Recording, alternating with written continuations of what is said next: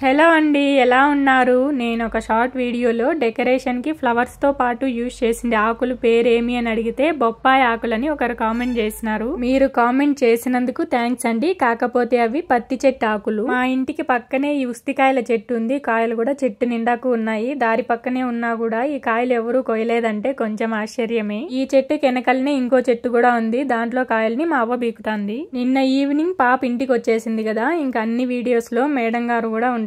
అమ్మ దూరంగా ఉంటే అంతగా మన గురించి ఆలోచించరు గాని అమ్మ దగ్గర ఉంటే మాత్రం అమ్మని వదిలిపెట్టి ఉండలేరు కదా. ఇంకా ఈ కాయలైతే హెల్త్ కి చాలా మంచిది. పల్లెటూళ్ళలో ఎక్కువ ఉంటాయి. మా ఊళ్ళో ఒక అవ్వ పుల్లుంటలు చేస్తుంది. వాటిలోకి కాంబినేషన్ గా ఈ కాయలతో చేసిండే చట్నీనే వేస్తది. చాలా బాగుంటది ఆ చట్నీ. నెక్స్ట్ ఎప్పుడైనా వీడియో తీసి చూపిస్తాను. ఇంకోటి చెప్పేది మర్చిపోయినా, మీది కడపన చిత్తూరా అని ఒకరు కామెంట్ చేసినారండి. మాది చిత్తూరు డిస్టిక్కే. పుంగనూరు సైడ్ అత్తవాళ్ళూరు, నిమ్మనపల్లి సైడ్ అమ్మవాళ్ళూరు. ఓకే మరి బాయ్.